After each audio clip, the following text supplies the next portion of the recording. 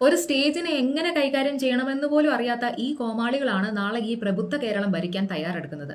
സ്ഥാനം കിട്ടാൻ വേണ്ടി പരസ്പരം പാര വയ്ക്കാനും തള്ളി താഴെയിടാനും കൂടെ നടക്കുന്നവന്റെ കുതികാൽ വെട്ടാനും ഒരു മടിയുമില്ലാത്ത ഈ പാർട്ടിയിലെ നേതാക്കൾ കാട്ടിക്കൂട്ടുന്ന കസർത്ത് കാണുമ്പോൾ യാതൊരു അത്ഭുതവും തോന്നുന്നില്ല. അഴിമതിയിലും ദുർഭരണത്തിലും മുങ്ങിമരിക്കാൻ പോകുന്ന കേരളം ഇനിയും ആ ദുഷിച്ച കൈപ്പത്തി പിടിക്കരുത് എന്നൊരു ആഗ്രഹമുണ്ട്. അത് വിഷം കഴിക്കുന്നതിന് പകരം ട്രെയിനിന് തലവെക്കുന്നു എന്ന വ്യത്യാസം മാത്രമേ ഉണ്ടാക്കുന്നുള്ളൂ.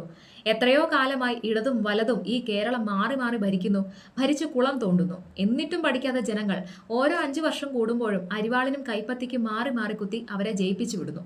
ഞാനൊരിക്കലും ജനങ്ങളെ കുറ്റം പറയുകയല്ല. ഇത്തവണയെങ്കിലും ഞങ്ങൾ പരിഗണിക്കപ്പെടുമെന്ന അടങ്ങാത്ത ആഗ്രഹം മാത്രമാണ് അവരെ കൊണ്ട് അങ്ങനെയൊക്കെ ചെയ്യിപ്പിക്കുന്നത്. അതിന് പരിഹാരം ഒന്നേ ഉള്ളൂ, ഈ കള്ളക്കൂട്ടങ്ങളെ അകറ്റി നിർത്തി BJPക്ക് അവസരം നൽകുക. തീർച്ചയായും ഒരു മാറ്റം ഈ നാടിന് അത്യാവശ്യമാണ്. അതിന്റെ സമയം എന്നേ കടന്നുപോയി.